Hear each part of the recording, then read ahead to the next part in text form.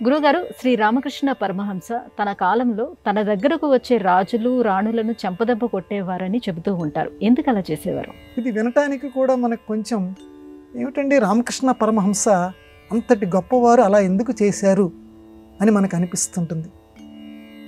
అని ఆయన చేసిన తర్వాత అందులో ఉండే అంతరార్థాన్ని తెలుసుకుంటే నిజమే కదా ఆయన చేసిన చేష్ట అని తెలుస్తుంది.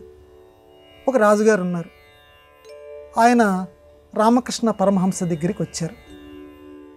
ఈయన ఏదో ఒక గ్రంథంలో ఒక విషయాన్ని గురించి మాట్లాడుతుంటే ఆయన కొంచెం పరాకుగా ఉన్నారు. వినటానికి వచ్చాడు. ఈయన చాలా గొప్ప గురువు అని చెప్పి, రామకృష్ణ పరమహంస గొప్ప గురువు అని చెప్పి ఈయన దగ్గర వినటానికి వచ్చారు. కూర్చున్న తర్వాత ఆ మహారాజు గారు పరాకుగా వేరే ఏదో ఆలోచన చేస్తున్నాడు.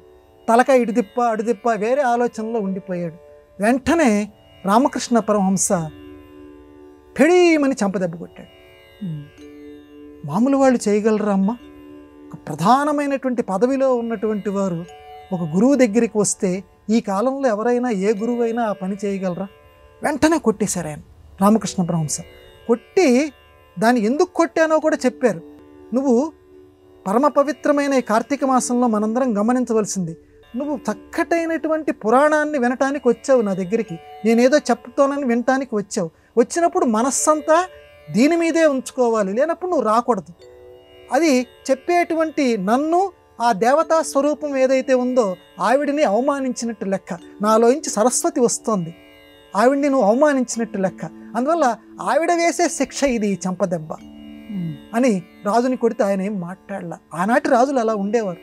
అలాగే ఒక రాణి గారు కూడా ఈ రకంగానే ఏకాగ్రతని మర్చిపోయి ఉన్నటువంటి సందర్భంలో ఆయన జీవిత ఘట్టాలు మనం చదువుతూ ఉంటే అక్కడ కూడా ఈయన చెంపదెబ్బ కొట్టేవారు. అంటే ఏకాగ్రతగా ఉండవలసినటువంటి సందర్భాల్లో ఎంతటి వారైనా సరే అన్యత్ వేరే ఆలోచన ఎవ్వరూ కూడా చెయ్యకూడదు. శిష్యులు అసలే చేయకూడదు. ఏకాగ్రతతోటి గురువు దగ్గర కూర్చోవాలి. ఏక అగ్రత అంటే ఒకే దాని మీద ఉంచినటువంటి చూపు, ఒకే విషయం మీద మనస్సు ఇంకొక దాని మీదకి వెళ్ళకూడదు అనేటువంటి ఒక మహత్తర సందేశాన్ని వీళ్ళని చెంపదెబ్బ కొట్టడం ద్వారా ఆ రామకృష్ణ పరమహంస ఈ లోకానికి అందించారు. అది మనందరికీ కూడా శిరోధార్యం, ధైర్యం ఉండాలి. గురువు ఆ రకంగా శిష్యుడిని చెంపదెబ్బ కొట్టగలగాలి అని అంటే గురువుగారి దగ్గర కూడా అంత శక్తి సామర్థ్యాలు ఉండాలి. ఆయన్ని ఆమోదించగలిగినటువంటి శిష్య వాతావరణం కూడా ఉండగలగాలి.